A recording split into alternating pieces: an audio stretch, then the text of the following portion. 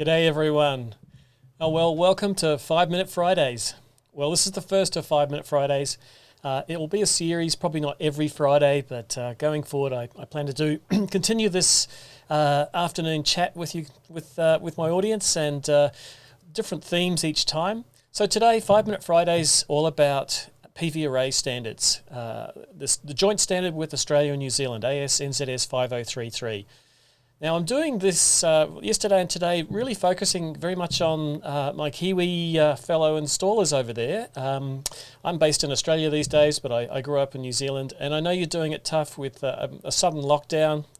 Hope that doesn't last as long as the one here in Melbourne is at the moment. We've got 6 weeks of lockdown.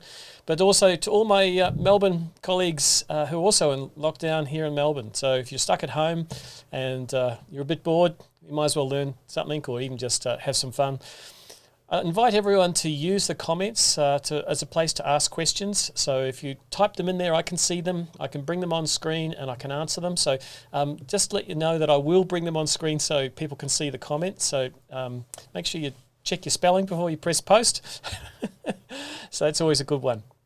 Yeah, so 5033, its history is it was actually the first PV standard that to be adopted by the IEC, and they modified it, of course, to make it an IEC standard. So Australia and New Zealand actually led the world with our photovoltaic standards, and they've had a few updates. So we had the earlier version in 2005, I think, 2012, 2014, then amendments 1 and 2. And right now we're working on a update to 2000, which will probably go to public draft early next year. So it's a pretty live standard, and it keeps getting better. So I'm going to focus on the 2014 edition, which is the current version in Australia, and it is the one that's used in New Zealand, even though for the strange reasons of New Zealand electricity regulations, the 2012 one is listed. Most of the changes in the 2014 are just clarifications, and to no major changes. So it's good to understand the differences. I'll also talk a bit about amendments 1 and 2 very briefly, which are really for New Zealand installers are just best practice advice, though they're available here, and they allow us to use integrated DC isolators in inverters, which is a big plus. And also there's a lot more control over certification of switchgear in those 2 amendments. So I'm going to bring up a slide deck now. Let's just bring that up. And here we go. And bring my little...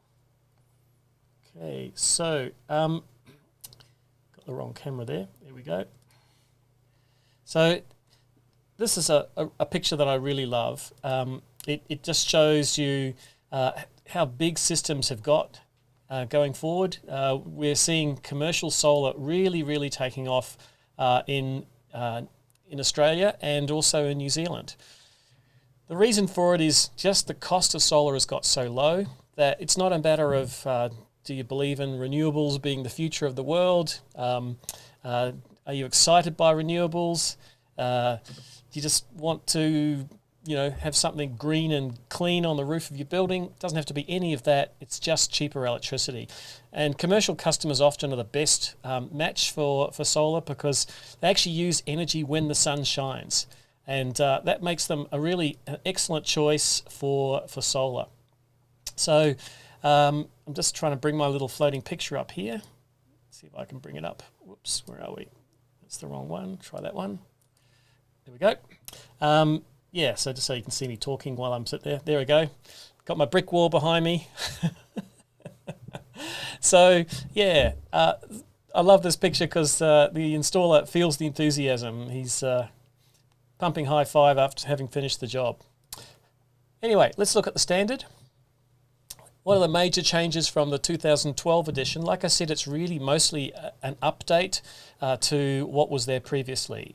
And the 2012 edition was a significant change from the earlier version, but the 2014 is just a bit more refinement, things like scope of the standard, introducing DC conditioning units. Now, if you haven't heard of this term before, people sometimes refer to them as optimizers. They're something that sits between the panel and the string, that allows each panel to be optimized for maximum performance and also other features like safety.